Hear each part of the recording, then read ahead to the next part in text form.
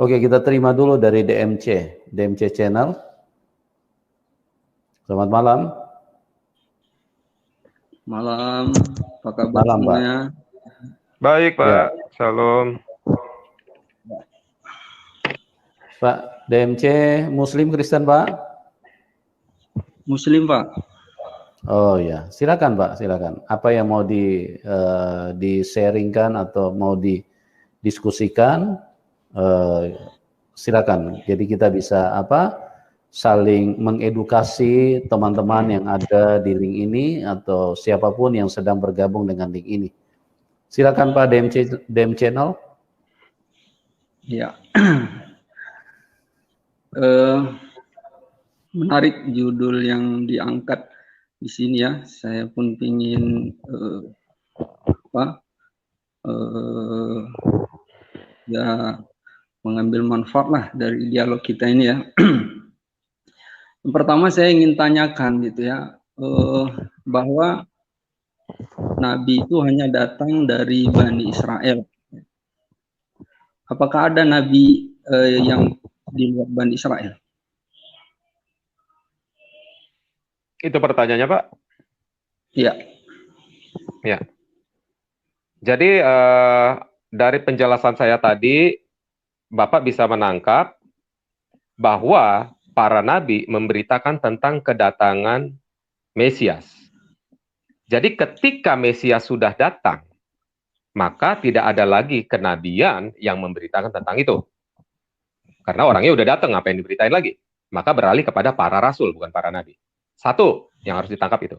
Kedua, ketika Tuhan yang datang, yang dinyatakan harus lahir dari suku Tuhan kita adalah suku Yehuda, karena Tuhan harus datang juga sebagai raja.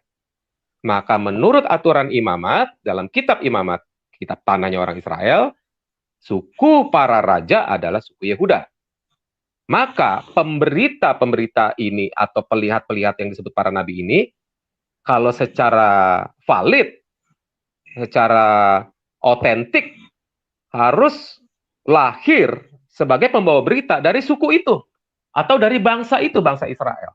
Nggak bisa kalau misalnya yang mau diberitakan yang datang ini orang Sunda, yang diutus orang Amerika. Gitu. Jadi harus lebih valid, harus lebih bisa dipercaya. Maka pemberita-pemberita tentang kedatangan Mesias yang adalah dari suku Yehuda harus orang-orang Israel sendiri. Tidak bisa dari bangsa lain. Itu, Pak. Jadi itu kalau dia belum datang bahwa, ya, kalau dia belum datang. Ya, kalau yang belum datang itu, kalau yang sudah datang, mungkin gitu ya, dari luar Bani Israel gitu. Bisa, luar dari mana-mana bisa. Tapi kalau dikategorikan sebagai nabi, nevim, nabi, nanti Bapak diskusi langsung deh sama orang Yudaismenya. Mereka yang lebih berhak untuk itu. Kitab tanah itu untuk mereka. Kami menerima perjanjian baru, dan perjanjian baru juga untuk mereka. Tetapi Tuhan menyatakan beritakan ini ke segala bangsa. Kami memberitakan apa yang dilihat para rasul pada saat itu, dan para rasul bukan hanya orang Yahudi saja, bukan hanya bangsa Israel. Banyak yang lain. Ketika orang-orang ini yang di luar daripada keyahudian melihat tentang Tuhan, maka dia pun bisa disebut nabi. Dalam etimologi bahasa Ibrani-nya adalah pelihat. Itu, Pak. Bani Israel itu maksudnya apa, Pak? Israel itu kan namanya Yakub, Pak. Israel itu nama orang. Israel itu nama orang. Yisrael. Ya. Itu namanya Yakub dirubah sama Tuhan menjadi Israel. Namamu tidak lagi disebut Yakub tetapi Israel. Karena engkau melawan Allah dan manusia dan engkau menang. Tetapi secara etimologi juga Israel itu artinya yang sampai kepada Elohim. Israel. Nah, lalu Israel atau Yakub ini, dia punya 12 anak, bahkan lebih. Tetapi yang hanya dihitung yang laki-lakinya saja, Pak. Yaitu misalnya Ruben, Benjamin, Naftali, suku Yusuf, terus suku Gad, ada suku Manasye, ada suku banyaklah itu sukunya, ada 12 ya Pak, saya mesti buka lagi di kitabnya. Nah, 12 suku Israel ini adalah 12 anak-anak dari Yakub yang disebut Israel. Gitu. Jadi Yahudi atau Yehuda adalah salah satu anak dari Yakub yang sudah disebut Israel. Dari istrinya kalau nggak salah namanya Rahel. Yakub punya 4 istri untuk melahirkan 12 suku Israel. Gitu, Pak. Iya. Itu kalau nggak salah ada ayat Matius berapa ya yang mengatakan bahwa dari Ibrahim ke Daud ya, yang ada 14 kali 3 itu. Iya. Itu Matius 20 ayat berapa? Sebentar, saya buka dulu ya. 14 dari Ibrahim Sebentar, saya buka dulu. Silsilah Yesus ya. Iya. Itu kalau saya hitung itu kalau 14 kali 3 itu kan 42 ya. Iya. Tapi dia di urutan nama-nama itu kan nama dari Matius 1 ya. Itu 41 jumlahnya. Kayak mana itu? Iya, jadi dari kedua penulis Injil ini mendapat sumber yang berbeda. Yang satunya berkata, menurut kata orang, gitu ya Pak? Sebentar, saya buka dulu di sini. Sebentar, saya lihat dulu. Silsilah Yesus Kristus, oke. Saya buka dulu. Suara saya kedengaran? Kedengaran Pak, menarik. Kedengaran ya. Nah, saya split screen dulu biar bisa baca. Ya. Di Lukas menuliskan 21 nama dalam silsilah dari Adam sampai dengan Abraham ya. Matius tidak menuliskan satu nama pun dalam silsilah dari Adam sampai dengan Abraham. Apakah Tuhan tidak memberikan? Nah, itu pertanyaan. Jadi di sini Matius dan Lukas menuliskan silsilah yang berbeda. Oke? Jadi salah satunya dikatakan menurut kata orang, lalu yang satunya lagi langsung menuliskan silsilah. Nah, tapi Bapak perlu ketahui, Pak, bahwa Alkitab LAI kita yang dipakai orang Kristen ini di sini sekarang, atau mungkin juga King James, kitab Tauratnya dia pakai versinya Masoretik, Pak, abad 10. Jadi kitab Taurat itu dibakar, Pak, pada zaman penjajahan Babel, 4 abad sebelum, jauh lebih dari 4 abad sebelum Yesus lahir, itu kitab Taurat dibakar, lalu ditulis ulang dalam salinan ulang oleh 70 imam LLX atau Septuaginta dalam bahasa Yunani Koine, 4 abad sebelum Yesus lahir. Lalu ketika Yesus lahir, para rasul Yesus dan semua ahli Taurat memakai versi Septuaginta, tulisan Yunani. Lalu setelah itu, kitab itu hilang lagi, ditulis lagi, bukan hilang, sudah di copy lagi, disalin ulang. Lalu dari pihak Keyahudian sendiri membuat versi Masoretik abad 10. Itu Pak ya. Abad 10 itu setahu saya mesin cetak sudah ditemukan, dan disitulah dibuat kitab Taurat bertuliskan bahasa Ibrani yang disebut Masoretik abad 10. Dan itu isinya ada yang berbeda dengan Septuaginta, berbeda sedikit. Nah, tetapi kitab LAI kita memakai versi Masoretik. Itu Pak. Jadi kalau ada perbedaan-perbedaan di situ yang Bapak ambil dari misalnya 101 pertentangan perjanjian lama dengan perjanjian baru, kan begitu ya Pak ya? Itu ada perbedaan-perbedaannya. Di Matius sendiri, Matius ayat Matius 1 itu kan dituliskan dia urutan nama-namanya kan? Betul. Nama-namanya tuh berurut gitu kan? Nah, terus di ayat 17-nya kalau misalnya Matius 1:17 itu disebutkan bahwa 14 dari keturunan Ibrahim sampai Daud atau apa? Terus Daud sampai pembuangan Babel. Ya. Itu 14 kali 3 dia, 42. Tapi nama-nama yang diuraikan di atas itu saya itu 41 deh. Ya, karena ada perbedaan di Septuaginta dengan Masoretik, Pak. Jadi para rasul itu mengambil data dari kitab Septuaginta. Gitu, Pak. Terus ada kalau orang Yahudi, kalau para rasul mengambil data dari Septuaginta, yaitu data yang ada 4 abad sebelum para rasul ada. Tapi Alkitab LAI yang Bapak baca, ya, ketika Bapak sandingkan dengan perjanjian lamanya, itu versi Masoretik. Nah, begitu Pak. Terus ada perbedaan-perbedaan Pak, seperti misalnya suku Yusuf yang keluar dari situ, anak-anaknya si Yakub, suku Yusuf itu sudah tidak dihitung per anak, tetapi disatukan. Makanya ada penyatuan dari misalnya 4 anak, jadi dibilang sukunya Yusuf, jadi cuma dihitung 1 orang. Jadi nggak seperti itu, gitu Pak. Oh iya. Ha-ha. Kalau pernah saya dialog dengan praktisi Judaism, jadi dia kalau dia malahan mengatakan bahwa golongan selamat ini ya itu adalah Judaism, kemudian Bani Nuh dan Bani Ismail. Itu gimana pandangannya? Gimana Pak? Diulangi Pak? Diulangi lagi Pak. Jadi katanya golongan yang selamat itu ya yang boleh dikatakan secara ketuhanannya yang sama gitu, itu adalah Judaism, Bani Nuh dan Bani Ismail. Dan ini semakna dengan inilah saya mau tanya. Saudara tahu nggak? Mungkin ada di di kitab saudara juga tentang milah Ibrahim. Ada nggak diceritakan milah Ibrahim itu? Milah Ibrahim itu tentang sunat gitu?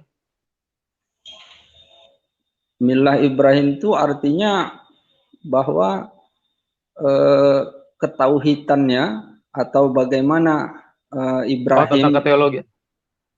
Teologi Ibrahim lah. Teologinya ya. Teologi Ibrahim yang termaksud milah Ibrahim ini kan sebenarnya adalah ajaran-ajaran yang semitik lah kan. Musa ya, makanya orang Judaism bilang selain Judais adalah Bani Nuh dan Bani Ismail. Ini adalah golongan yang selamat dan dia termasuk teologinya teologi Ibrahim. Ini semakna dengan Al-Baqarah 133. Iya. Jadi, kalau keselamatan Pak, kalau keselamatan semua bangsa selamat Pak kalau percaya kepada Yehova itu Pak. Semua bangsa, bukan cuma benih ini benih itu Pak. Tetapi masalah di sini Bapak harus baca dulu kitab tanahnya. Yang menjadi masalah adalah janji kekal Yehova kepada Ismail atau kepada Ishak. Janji kekalnya dilihat, bukan soal keselamatannya. Itu Pak. Itu ya, janji kekalnya itu apa? Perjanjian yang kuadakan kepada Ishak adalah kekal. Perjanjian yang kuberikan kepada Ismail berbeda dengan Ishak. Itu. Bukan soal selamat. Kalau selamat orang Jawa juga selamat Pak kalau percaya Yesus Pak. Saya orang Batak juga selamat gitu. Bukan benih ini benih itu. Maksud yang selamat di sini artinya bahwa ini adalah golongan-golongan yang diterima Tuhan. Artinya bahwa kalau dia benar-benar mengamalkan ajaran ini, insya Allah masuk surga. Kalau di dalam teologian Ibrani, Tuhan itu nggak mengenal kata semoga, Pak. Nggak ada insya Allah, Pak. Kalau masuk aja, enggak. Gitu. Jadi kadang-kadang kita nih, seperti saya bilang tadi nih, ada ajaran dari lain nih mengatakan kata-kata yang tidak biasa dikata-katakan oleh kitab Taurat, Pak. Jadi Tuhan itu punya ciri khas kepribadian ya, punya ciri khas kelakuan Tuhan itu. Tuhan tuh nggak pernah ragu orang. Gitu. Kalau selamat enggak. Gitu. Itu Pak. Jadi kalau milah Ibrahim yang Bapak maksud di sini adalah keehatan dari Yehova. Bapak tahu arti kata esa itu, Pak? Esa itu kalau yang di teologi Islam ya adalah satu yang tidak sisipan, tidaklah satunya itu susunan dari beberapa yang menjadi satu atau satu yang menjadi susunan. Jadi dia satu mutlak, mutlak satu tanpa berbagi. Kalau satu mutlak tidak terbagi itu namanya yahid, Pak, kalau dalam Ibrani, bukan ehad. Gitu. Jadi yahid itu dalam bahasa Ibrani padanannya sinonimnya dengan bahasa Indonesia artinya adalah tunggal. Itu yahid. Allah tidak pernah dibilang yahid. Tetapi dia bisa meyahidkan dirinya. Dia bisa menunggalkan dirinya. Tetapi Allah itu, di dalam konteks Ibranian, Allah itu roh, Al-Elohim itu adalah ruah. Itu ruah adalah substansi yang tidak bisa dikatakan tunggal. Seperti air lah contohnya, Pak. Air nggak bisa, nggak ada orang pernah mengatakan air itu tunggal. Kalau kita, saya sama Bapak tunggal. Gitu. Jadi saya jelasin ya, arti kata ehad adalah satu, yahid pun satu. Tetapi ehad itu adalah satu yang bentuk substansinya atau partikelnya atau dia hakikatnya itu terdiri dari susunan partikel yang tidak terhingga. Untuk Elohim itu sendiri karena dia ruah. Ya. Nah, contohnya Yahid seperti itu air. Kenapa? Yahid itu kata kerja atau kata benda? Yahid itu kata benda, Pak. Kalau ehad Yahid juga kata benda numerik, ehad kata benda numerik, tetapi untuk Elohim, kalau Bapak buka di Alkitab Biblos interlinear, ehad di sini satu one yang bentuknya adjektif. Adjektif sifat, ya Pak. Nah, itu Bapak bisa buka sendiri di biblos.com. Saya memang kurang nggak ngerti ya bahasa Ibrani, tapi bahasa Ibrani ini agak mirip-mirip dengan bahasa Arab ya. Kalau dia diawali dengan ya itu mungkin mirip dengan yauhidu, itu bentuk fi'il mudhari, itu kata kerja yang bermakna present ya. Kalau dia ahad atau ehad ya, itu baru satu tunggal, murni tunggal tanpa berbilang. Itu yang kata bendanya. Ahad dalam bahasa Ibrani, ehad juga bahasa Ibrani, Pak, bukan satu kata. Ya, ahad itu kalau di Ibrani-nya ehad kan. Oh, salah, Pak. Jadi ada dua kata itu, Pak, yang berbeda. Oh gitu ya. Iya. Kemudian ini, kalau nabi-nabi ini kan atau yang datang kemudian itu kan dinubuatkan kan. Jadi nabi-nabi ini dinubuatkan. Kalau Yesus itu dinubuatkan. Semua Alkitab Perjanjian Lama itu menubuatkan tentang dia, Pak. Saya susun itu ayat-ayatnya, saya kumpulkan. Nubuat itu artinya apa, Pak? Ya. Nubuat kan dari bahasa Arab, nubuwah, Pak. Nubuwah, ya, pakai wa ya. Artinya nubuah itu simpelnya gini aja, Pak. Bahasa kita sehari-hari ya ramalan, itu aja. Asal kata nubuah itu dari nabi ya. Artinya bahwa nabi-nabi yang akan datang kemudian gitu. Tapi kalau Yesus ini kan bukan nabi, dia kan Tuhan. Berarti dia nggak dinubuatkan. Karena begini, Pak, nabi itu gini, Pak, nabi itu kan menubuatkan, Pak. Dia melihat. Kan tadi sudah saya jelaskan, nabi itu adalah pelihat. Pelihat ini sinonim dengan nubuat. Nubuatnya kan diadopsi dari bahasa Arab, Pak. Nah, jadi kalau kita padukan di sini ada dua etimologi dari dua negara yang berbeda. Antara ramal, nubuat, pelihat itu sebenarnya kata-kata sinonim yang mendekati. Jadi kalau kaidah penerjemahan itu dari bahasa A ke B, maka si B memakai kata-kata yang terdekat yang artinya kira-kira mendekati. Itu, Pak, kaidah penerjemahan. Gitu. Jadi simpelnya kalau saya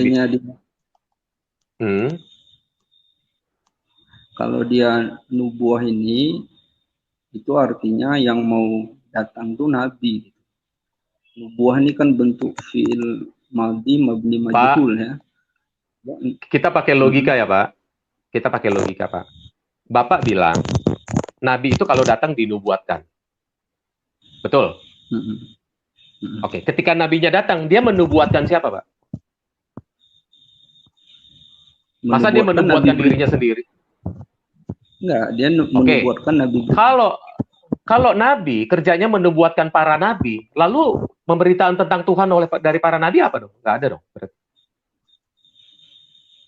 Enggak, ini kan tentang nubuat. Kalau nubuat ini kan artinya bahwa nabi sebelumnya itu menubuatkan nabi akan datang berikutnya. Betul, bisa. Tapi Tetapi, kalau dia betul, istilahnya gini, bisa. kalau sebelum Yesus itu kan Nabi Musa ya. Musa itu menubuatkan. Berarti kalau dia dinubuatkan, berarti Yesus itu nabi karena dia dinubuatkan, bukan Tuhan. Kalau Sekarang Tuhan itu begini, uluhan bukan nubuatan, uluhuatan. bukan. Kita ambil konteks Dan etimologi itu dari Ibrani berdasarkan tadi. Sebentar, Pak. Konteks dari Ibrani tadi yang saya sudah ambil, kan kita pakai kata nubuat ini kan dari diadopsi dari bahasa Arab ya, Pak. Oke. Sedangkan nabi sendiri, kata nabi sendiri sudah lahir jauh sebelum bahasa Arab ada abad keempat, Pak. Sebelumnya masih bahasa Aram itu. Kata nabi sendiri artinya adalah pelihat, bukan terjemahannya pelihat. Nabi itu adalah pelihat artinya. Tadi saya sudah kasih ayat-ayatnya. Apa yang dia lihat? Nah, di sini ada argumentasi Bapak kan berkata, oh mungkin Nabi ini melihat tentang kedatangan Nabi setelah dia, kan begitu? Betul ya, Pak? nabi artinya lihat itu dari bahasa apa, Pak? Kalau nabi itu asal naba ayam bau nabiya. Ya. Nabi itu artinya orang yang menghabarkan, naba'a.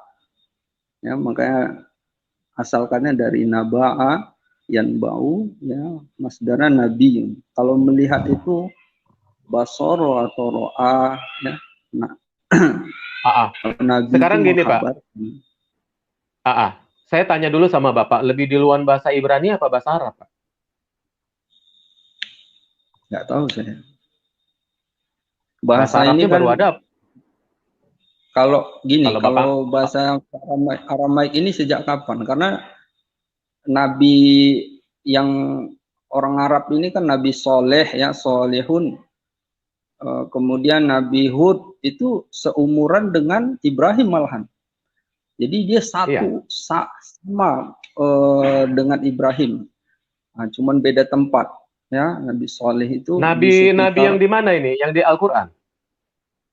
Iya, artinya yang Arab kan. Itu kan bahasa Arab. Jadi kalau yang dikatakan bahasa lebah, artinya bahwa Nabi Soleh yang sejaman dengan Ibrahim itu kan berarti bahasanya lebih lama gitu.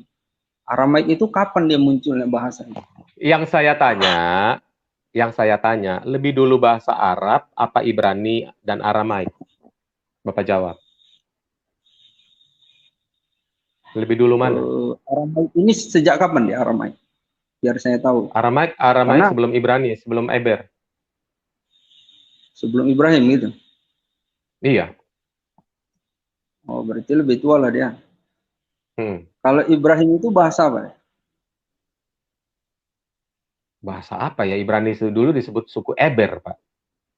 Mau dibilang bahasa apa susah, Pak. Bahasa Ibrani lah. Gitu. Dia tinggal di Mesopotamia dulu, perbatasan antara Iran Irak dulu, Pak. Setelah Nuh turun dari Ararat Turki. Peradaban manusia pertama dulu di Turki, Pak. Lalu ke Mesopotamia. Gitu. Iya. Nah, itu nggak penting, Pak. Sekarang pertanyaan saya begini. Yang saya tanya, kita harus linear, Pak. Lebih duluan bahasa Arab, apa bahasa Ibrani, apa bahasa Aramik? Bahasa Arab saya kasih tahu baru ada abad keempat. Prasasti dalam tulisan Arab baru ada abad keempat. Hammurabi kalau nggak salah. Prasasti Hammurabi. Iya, iya. Kalau nggak salah ya. Nah, nanti Bapak cek sendiri, bisa di Google atau tanya sama pakar-pakarnya. Itu bahasa Arab pertama kali ditemukan di suatu prasasti. Tidak pernah ada yang lebih tua dari itu. Itu. Jadi yang tentang tadi itu nubuatan itu juga dipakai untuk menubuatkan Yesus berarti ya. Padahal itu kan yang mau dikabarkan oleh Nabi sebelumnya itu adalah yang muncul, yang akan datang, yang Nabi yang akan datang. Gitu. Padahal Yesus itu kan kalau menurut kepercayaan saudara kan itu bukan Nabi tapi Tuhan. Ya. Jadi gini ya Pak. Ini kan awalnya dari Musa Pak, kelima kitab ini ditulis ya. Oke, dari Musa 5 kitab ini, Pentateuch itu ya. penulisan tentang apa yang Yehova sampaikan, yang adalah Yesus ini sendiri sebelum dia datang menjadi manusia, menyampaikan kepada Musa tentang dia, Pak, sejak dari zaman Adam. Itu kan dikatakan nih waktu si si Hawa makan buah tuh di Taman Eden ya, Tuhan ngomong kepada ular itu, aku akan mengadakan permusuhan antara engkau dan keturunan perempuan ini. Nah, jadi iblis, musuhnya iblis adalah nanti keturunan perempuan ini. Yang seperti apa? Keturunan perempuan ini akan meremukkan kepalamu, tetapi ular meremukkan tumitnya. Ini memberitakan tentang Yesus, Pak. Yesus ketika dipaku, remuk, Pak, tumitnya, Pak. Gitu. Itu Musa yang tulis. Yang menyampaikan Yesus sendiri waktu dia belum turun menjadi manusia, sebelum dilahirkan sebagai anak manusia. Itu pemberitaan dari Yesus sendiri sebagai Allah yang disampaikan kepada nabinya yang namanya Musa. Nah, waktu pengisahan tentang awal-awal dunia Adam tidak menulis kisah, Pak. Nah, yang nulis kisah itu si Musa menuliskan, Tuhan menceritakan flashback ke belakang tentang bagaimana dia mencipta, siapakah nenek moyangmu, siapakah orang pertama yang diciptakan. Nah, itu kita nulis Musa, bukan si Adam yang nulis Pak. Jadi Musa memberitakan tentang itu. Nah, Adam Yesus sendiri, gimana? Yesus itu dia mempunyai permulaan nggak? Apanya yang punya permulaan? Kan salah satu sifat Tuhan itu tidak mempunyai permulaan dan tidak mempunyai akhiran. Ya, Yesus kan mengaku dirinya Alfa dan Omega ya. Aku yang awal dan akhir. Di Al-Quran pun juga dinyatakan Allah yang awal dan yang akhir juga. Tapi di Yohanes 1 pasal 1 ayat 1 dikatakan bermula dari firman. Berarti dia punya permulaan berarti. Kan ada permulaannya. Permulaan adalah firman. Oke, ini sekarang masuk ke konteks teologi, bukan soal Nabi ya, Pak. Tapi nggak apa-apa saya jawab. Kalau selama Pak Yusuf Manubulu tidak interupsi. Jadi pada mulanya adalah firman, betul ya, Pak? Ya. Itu penerjemahannya, aturannya begini. Pada mulanya adalah sang firman. Karena ada kata hologos. The word. Di Indonesia nggak diterjemahin kata de-nya, kata ho-nya. Pada mulanya adalah sang firman. Kalau ada sebutan sang firman, maka itu bentuk suatu kata julukan untuk si subjek. Maka sang firman adalah predikat. Ini bukan menjelaskan suatu substansi, bahwa sang firman adalah sesuatu lain dari Allah, sesuatu yang lain, bahan dari Allah atau substansi dari Allah, enggak. Pada mulanya adalah sang firman. Sang firman bersama-sama dengan Allah. Kenapa sang firman bersama-sama dengan Allah? Karena di ayat 14-nya nanti sang firman menjadi daging, Pak. Jadi dia menunjuk kepada yang ayat 14 itu sang firman bersama-sama dengan Allah. Lalu klausa ketiga penutupnya, theos en hologos, kai theos en hologos. Dan Allah adalah sang firman. Kalau di LAI-nya, dan firman itu adalah Allah. Saya bacain yang literalnya, kai theos en hologos. Kai dan theos adalah Allah, ya. En bentuk lampau dari kata eime yang artinya adalah. Ho adalah bentuk kata sandang tidak tetap atau definite artikel yang artinya de atau bahasa Indonesia Sanskertanya adalah sang. Logos adalah bentuk kata benda dari bentuk awal pertama lego yang artinya adalah berkata-kata, berfirman. Menjadi bentuk kata benda logos, firman. Nah, suatu bentuk pekerjaan ketika dijadikan sebagai julukan untuk si pelaku pekerjaan, maka kata kerja harus lebih dulu menjadi kata benda untuk dikasih definite artikel. Contoh ya Pak ya, membunuh. Terus si A itu membunuh. Si A adalah pembunuh. Kata pembunuh itu kata membunuh harus dirubah dulu menjadi kata benda pembunuh. Maka ditambah kata sang pembunuh. Nggak bisa. Si A sang membunuh.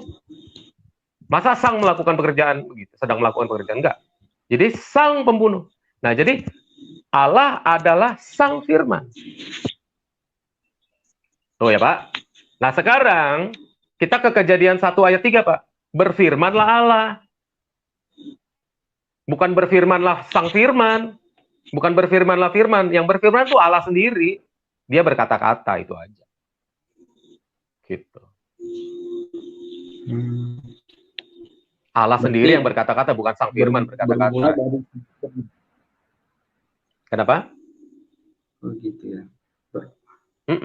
Berarti dia bukan firman yang menjadi manusia berarti. Karena dia sang firman kan. Bukan firman itu sang sendiri, firman, firman yang menjadi manusia. Betul sekali. Jadi Yohanes 1 ayat 1 klausa ketiga, Allah adalah sang firman. Ayat 14-nya sang firman. Di situ ada kata hologos, Pak. Sang firman, hologos, sarx, egeneto, bunyinya begitu ya. Jadi sang firman, sarx itu daging, menjadi egeneto. Jadi sang firman menjadi daging, bukan manusia, jadi daging. Jadi sang firman itu siapa? Allah. Yang menjadi daging siapa? Allah itu sendiri. Sekarang Yesus nih ketika di Taman Getsemani disaksikan sama para rasul, dia bisa dari daging menjadi cahaya loh, Pak. Loh, dia dari daging, Pak, bisa jalan di atas air, Pak. Dagingnya kayak kapas kali, Pak, bisa ditiup angin. Dia bisa lebih, berat jenisnya bisa lebih ringan daripada udara. Karena sebenarnya Yesus berjalan di atas air, sebenarnya dia itu terbang. Itu aja, berat jenisnya berbeda. Kan gitu. Oh, jadi sang firman itu Allah itu ya, dia yang jadi daging gitu ya? Iya, karena tertulis di dalam Yesaya 43 ayat 11, Akulah Yehova, tidak ada juru selamat selain daripada aku. Lukas 2 ayat 11, malaikat berkata, telah lahir bagimu juru selamat. Juru selamat ini nggak boleh ada dua, Pak. Juru selamat itu harus Yehova itu sendiri. Dalam konteks keselamatan umat manusia, penebusan dosa. Tidak ada manusia lain yang bisa menebus dosa. Nah, terus di dalam Zakaria 12 ayat 10, Pak. Tertulis di situ, mereka memandang kepadaku yang mereka tikam, yang telah mereka tikam. Ku di situ adalah Yehova, Pak. Tetapi di dalam Alkitab versi Indonesia memandang kepada dia yang telah mereka tikam. Teks aslinya Elai, memandang kepadaku. Ayat 7-nya dan 8-nya, ku di situ adalah Yehova. Jadi ayat 12-nya ya ayat 10-nya Zakaria 12 ayat 10-nya memandang kepadaku yang telah mereka tikam. Jadi Yehova itu sendiri yang ditikam, yang manunggal ke dalam tubuh anak manusia. Seperti meratapi dia, seperti meratapi ketunggalannya, pakai kata hayakit. Ketika Allah manunggal, dia menjadi tunggal, menjadi seperti saya dan Anda. Bisa dilihat, bisa dipegang, bisa dicandain, bisa segala macam. Gitu. Iya, menarik. Jadi Yesus ini dia di dunia ini sampai umur berapa dia? Di apa? Di Yesus bumi? Ini kalau nggak salah kan sampai umur 33 tahun ya? 3. Ya. Dari anak-anak sampai usia 33 tahun dia disalibkan ya. Jadi artinya bahwa selama 33 tahun itu dia di dunia itu sebagai Allah itu sendiri gitu. Karena dia kan sang firman itu kan Allah yang jadi daging gitu. Iya Pak, begini ya Pak. Yesus tertulis di dalam kitab Wahyu, aku Alfa dan Omega. Di dalam kitab Perjanjian yang Lama, aku yang dahulu dan yang terkemudian. Nah, sama ucapan Yehova dengan ucapan Yesus. Kalau dia Alfa dan Omega, Pak, yang awal dan yang akhir, maka ketika dia jadi manusia, dia tetap Allah, Pak. Kalau Allah nggak pernah punya suatu kondisi, dia bukan Allah, Pak. Saya ambil contoh aja, salah satunya ya, ini jauh dari Allah ya, Pak, namanya emas, Pak. Emas nih kalau ketika saya masukin ke septic tank, Pak, nggak bisa dalam satu kondisi dia 2 hari di dalam septic tank, dia bukan emas. Dia tetap emas. Ketika saya ambil, dia nggak berkarat. Gitu. Itulah Allah. Apalagi Allah. Allah lebih dari itu. Ketika Yesus menjadi manusia, apakah dia bukan Allah? Tetap Allah. Ngerti ya, Pak? Jadi langit dan bumi ini ketika masa Yesus hidup di dunia itu, Yesus bagaimana mengaturnya itu? apakah dia ketika masih hidup di dunia itu dia juga yang ngatur langit, bumi, peredaran matahari dan sebagainya? Oke. Sebentar, saya buka dulu ayatnya.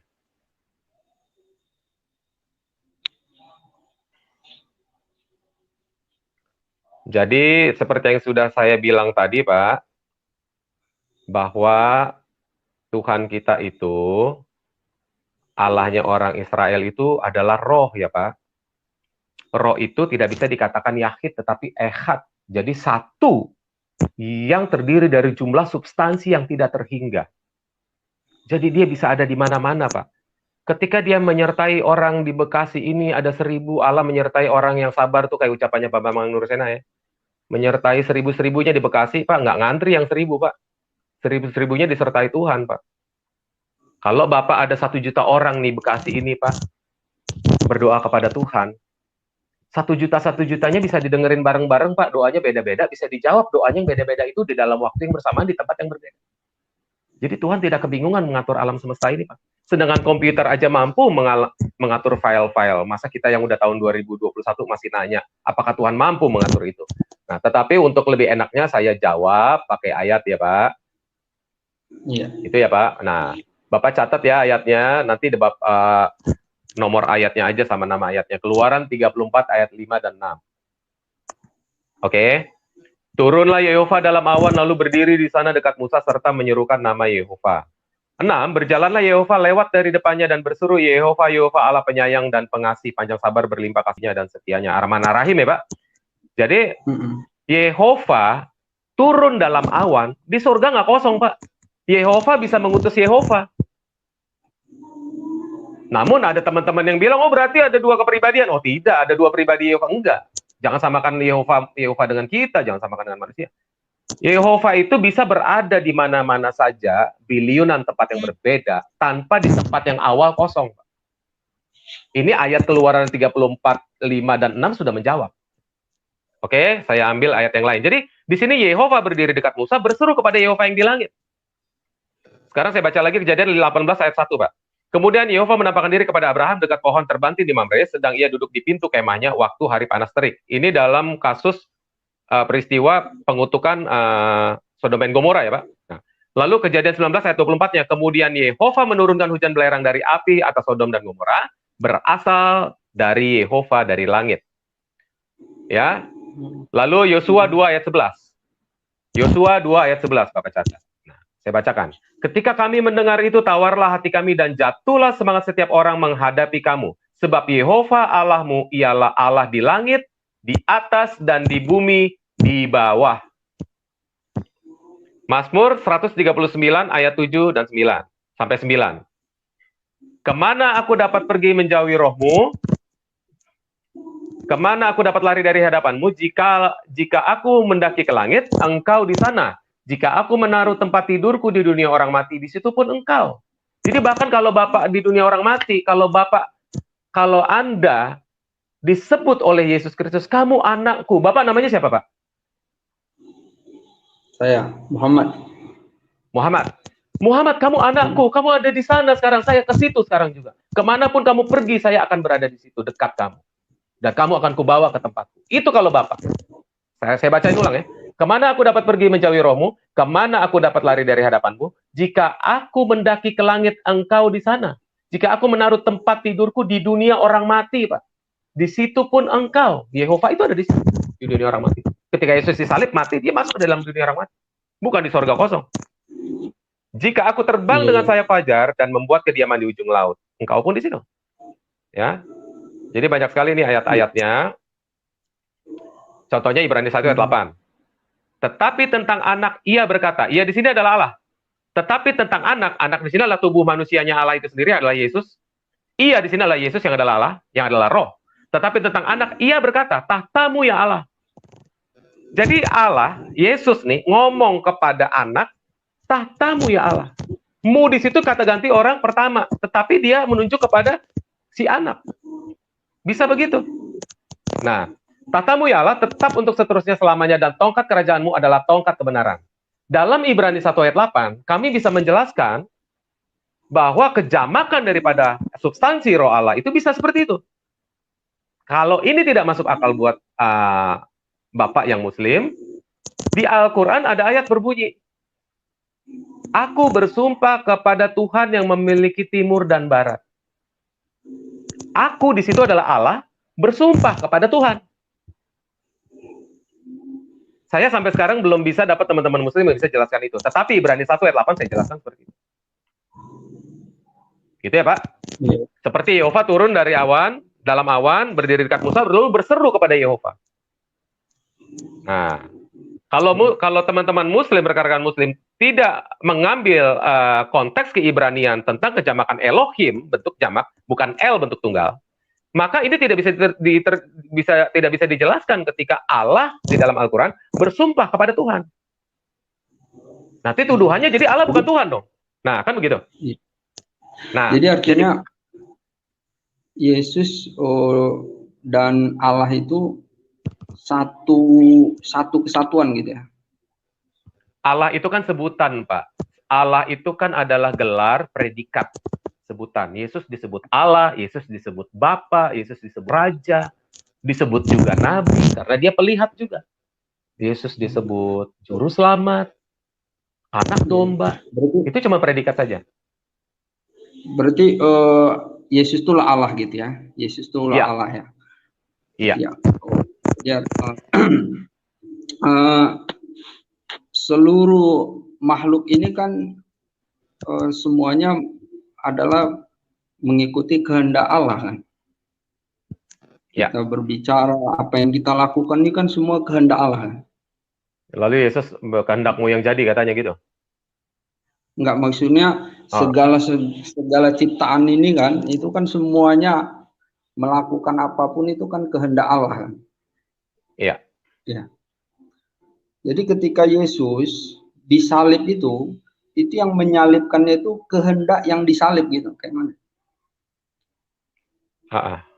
Gimana Pak? Gimana? Apakah itu kehendak Yesus juga? Yang ketika dia ditangkap, kemudian dia dipukuli mereka gitu. Apakah yang memukul itu adalah kehendak Yesus? Karena kan dia Allah. Yang memukul tidak Pak. Karena begini ya Pak, ada ayat tertulis berbunyi, tidak mungkin tidak ada penyesatan, harus ada penyesatan, tetapi celakalah yang mengadakannya. Jadi Yesus ini melihat ke depan apa yang akan terjadi, dia bisa melihat ke depan. Ketika terjadi apa yang dilihat di depan, akan ada pemukulan terhadap dirinya sendiri sebagai manusia, bukan sebagai Allah yang adalah roh. Dia tidak merubah itu, karena itu semua harus digenapi sebagai pengorbanannya dia. Dan itu kehendak dia supaya terjadi. Ya, kehendak dia supaya semuanya genap terjadi. Tetapi bukan kehendak dia, lo harus mukulin gua, nggak begitu. Ngerti ya Pak? Jadi siapa itu? Siapa yang berkehendak siapa yang berkehendak itu yang memukul Yesus itu kehendak siapa itu? Ya para penyesat itu sendiri. Hah? Para penyesat itu sendiri. Penghendak diri sendiri. Gitu. Berarti dia punya kehendak, berarti dia kayak Tuhan juga lah, berarti dia punya kehendak. Padahal kita kan nggak punya kehendak, yang punya kehendak kan Tuhan. Ya, disinilah bedanya pengertian Bapak. Begini Pak, disinilah perbedaannya Pak. Tuhan di dalam kekristenan, di dalam keibranian itu dia punya free will Pak. Dia memberikan kepada makhluknya untuk bebas berkehendak, bahkan kepada para malaikat. Di dalam konteks Alkitab ya Pak. Karena kenapa? Setan itu tadinya adalah malaikat yang jatuh Pak. Dia tadinya malaikat. Tuhan memberikan dia bebas berkehendak. Loh sekarang nggak usah Alkitab saya bahas, Al-Quran. Iblis menentang Allah, betul atau tidak? Iya. Betul ya. Nah kalau pertanyaan Bapak, premis Bapak yang Bapak lempar ke saya lempar balik ke Bapak, bagaimana jawab? Apakah iblis seperti Allah punya kehendak juga? Kehendak Allah, semuanya kehendak Allah. Iblis melakukan apapun kehendak Allah. Jadi yang baik mau buruk itu semua kehendak Allah. Kalau semuanya kehendak Allah, kalau kita semua kehendak Allah, kalau itu semua yang terjadi sampai kiamat adalah kehendak Allah, Lalu buat apa lagi didakwahin orang nanti ada yang masuk surga, ada yang masuk neraka? Kan semuanya udah kehendak Allah. Gitu, Pak. Iya. Jadinya dunia panggung sandiwara. Nanti Ahmad Albar bener dong, Ahmad Albar. Dunia ini panggung sandiwara katanya. Jadi gimana? Jadi dia semua adalah kehendak Allah, ya. Tapi manusia ini dianugerahi akal. Nah, jadi dianugerahi akal sehingga dia bisa membedakan mana baik dan buruk gitu. Nah, jadi dia kalau dia melakukan yang baik, ya selamatlah dia. Dia diberi akal sehingga dia bisa membedakan mana baik dan buruk. Tapi kan nggak masalah, Pak. Gimana? Kan nggak masalah, Pak. Nggak masalah mau dikasih akal juga kan tetap kehendak Allah yang jadi. Kan premisnya harus ke situ. Iya, tetapi kita kan nggak tahu kehendak Allah itu apa. Kita kan nggak ada yang tahu, makanya kita harus selalu berusaha untuk berbuat baik. Nggak masalah kita tidak tahu. Tetapi pada hasil akhirnya, ketika orang itu menemukan dirinya sendiri ada di neraka, itu kan kehendak Allah. Kan Bapak pakai premisnya kehendak Allah tadi. Betul ya? Cuma dia kan sudah dianugerahi akal, dia kan tahu mana yang baik dan buruk. Tapi kan tetap ada kehendak Allah. Kan kehendak Allah mutlak, Pak. Menurut dari premis Bapak tadi. Ya, karena yang namanya ciptaan ini, ya, dia kalau memang dia berkehendak, ya, kalau dia mempunyai kehendak lah, ya, bukan dia kalau dia mempunyai kehendak dan dia bisa mengatur kehendak itu, dia yang mengatur kehendaknya, maka manusia ini nggak ada yang miskin, karena kan dia yang berkehendak. Kalau dia mau kaya, dia berkehendak kaya, dia jadi kaya gitu. Maksudnya Bapak dia berkehendak di sini sebentar. Maksud Bapak dia yang dia yang berkehendak. Yang dia di sini siapa? Allah apa manusia, Pak? Ya kalau misalnya seperti tadi kan bahwa yang menangkap Yesus dan menyalibkannya itu kan bukan kehendak Allah, kehendak mereka gitu kan. Enggak, jangan ke Yesus dong berarti. Ini kan sekarang kan terminologi Bapak dari keislaman Bapak. Terminologi. Artinya gini, kalau misalnya kayak Bapak lah, Bapak itu punya kehendak. Bukan saya punya kehendak ya. Nah, beda keinginan dengan kehendak ya. Makanya kita kalau punya keinginan, semua orang kan punya keinginan baik kan. Tapi kenapa hasilnya nggak sesuai keinginan kita? Karena kita nggak punya kehendak, yang punya kehendak itu Tuhan. Nah, jadi kita boleh berkeinginan, tapi Tuhan yang menentukan karena Dia yang mempunyai kehendak. Kalau kita yang mempunyai kehendak, maka kita bisa menentukan hasil apa yang kita inginkan. Manusia punya kehendak nggak? Nggak punya. Oh, nggak punya ya? Kehendak. Jadi semua makhluk ciptaannya ini, ya makanya dikatakan apa yang dilakukannya pun ya seperti di Al-Quran juga diceritakan Yesus, Isa itu kan, saya bilang Isa lah ya karena nanti dibilang Yesus beda dengan Isa. Isa itu kan banyak melakukan mukjizat ya, keajaiban. Coba Bapak disebutkan izin lah, dengan izin Allah. Artinya coba Bapak cek dulu di KBBI kehendak dan keinginan. Apa persamaannya? Karena kan Bapak kan mengambil kata kehendak dan keinginan, ini kan bahasa Indonesia, Pak. Ya, kalau Bapak mengklaim manusia nggak punya kehendak, aturannya Bapak lari ke teks asli Al-Qur'annya. Iya, kalau ya Al-Qur'annya itu yasha namanya, yasha, ya. Yahdi may yasha wa yudhillu may yasha. Jadi Allah itu ya menunjuki siapa yang ia kehendaki dan menyesatkan siapa yang ia kehendaki. Oke. Jadi artinya bahwa semuanya itu adalah kehendak Tuhan. Ya, itu sudah benar belum kata yasha itu disinonimkan dalam bahasa Indonesia jadi kehendak? Iya. Sudah benar nggak itu? Lebih. Ya itulah arti yang tepatnya. Makanya kan saya bilang kajian menerjemah kaidah ya kajian kaidah menerjemahkan adalah mengambil kata terdekat untuk mengartikan kata dari negara ini, kan begitu. Betul ya? Kalau menurut saya kehendak sama keinginan itu sami mawon, Pak. Tapi kalau Bapak bilang, kita boleh berbeda ya. Kalau Bapak bilang manusia nggak punya kehendak, itu menurut Anda.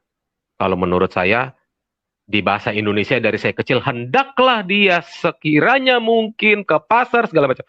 Nah, aku menghendaki supaya kamu. Kan begitu, misalnya Pak. Kata-kata itu sudah biasa sejak saya kecil. Jadi kalau Bapak tiba-tiba saya kenal di tahun 2021 jam 21.48 tanggal segini, tiba-tiba Bapak mengajarkan kepada saya bahwa manusia tidak punya kehendak, ya anggap saja kita boleh berbeda gitu aja kan Pak. Saya nggak setuju dengan itu. Atau gini lah, saya misalkan misalnya Bapak lah ya, Bapak menginginkan apa ya contohnya, misalnya Bapak menginginkan bulan depan dapat rezeki atau dapat uang, gitu kan? Menginginkan kan? Apakah pasti bulan depan itu Bapak dapat uang? Belum tentu. Kita nggak tahu ke depannya seperti apa. Nah, gitu dia. Kalau kehendak itu, dialah yang menentukan apa yang terjadi. Yasha. Saya nggak tahu lah bahasa Indonesia, tapi yasha itu artinya dialah yang menentukan. Jadi kalau misalnya apa yang dia inginkan itu ya pasti terjadi. Itu namanya apa yang Tuhan tentukan. Mungkin pendekatan bahasanya kehendak lah. Jadi kalau dia kehendak itu terjadi, kalau keinginan belum tentu terjadi. Ya, singkat kata gini supaya kita nggak terlalu ngelantur jauh, penjelasan Bapak itu juga dijelaskan oleh salah satu Bapak gereja atau salah satu reform gereja yang namanya Calvin ya Pak ya, itu namanya predestinasi ya Pak. Dan saya tidak setuju dengan itu. Nah, pemikiran Bapak ini sama dengan beliau, dengan John Calvin, gitu, dari gereja-gereja reform. Jadi kalau orang udah ditentukan untuk masuk neraka ya masuk neraka, ditentukan untuk bertobat ya dia pasti bertobat masuk surga sekalipun pelakuannya yang gila-gilaan Pak, begitu. Itu. Jadi kalau Bapak mengajarkan seperti ini kepada saya, menjelaskan seperti saya ini, itu sudah dijelaskan di gereja oleh John Calvin pada saat itu, dan saya sendiri menolak hal seperti itu. Tuhan itu memberikan hak kepada kita, kebebasan kepada kita, bahkan kepada para malaikat. Lo mau berontak mau apa terserah. Gue bukan Tuhan yang lo harus sembah gue, lo harus gini. Enggak, Tuhan kita enggak seperti itu. Dia tidak memaksa. Sifat Tuhan kita itu kasih, dia tidak memaksa. Yesus berkata kepada para rasul, menurut kata orang siapakah aku? Lalu menurut kamu sendiri siapa aku? Jadi bebas. Yesus kita itu bebas, Pak. Tidak begitu, Pak. Dia tidak menciptakan robot, Pak. Gitu. Oke, itu aja. Siang kita terima dulu ini teman-teman yang lain ingin urung rembuk di dalam diskusi. Kita silakan. Terima dulu Pak Kace. Pak Kace, selamat malam Pak Kace. Malam Pak. Pak Kace. Ya halo. Kecil suaranya Pak. Selamat malam, salam sadar. Udah sadar Pak. Ini Pak, saya udah sadar nih Pak. Oh, puji Tuhan. Haleluya. Udah sadar ya Pak saya? Iya. Oke. Gimana? Masuk saya jelas? Ya, saya makan dulu. Masuk. Iya Pak, makasih ya Pak. Tuhan memberkati Pak. Iya, saya makan dulu. Ya, makasih Pak Samuel. Ya. Mantap. Ya, oke. Anytime, kapan aja ya.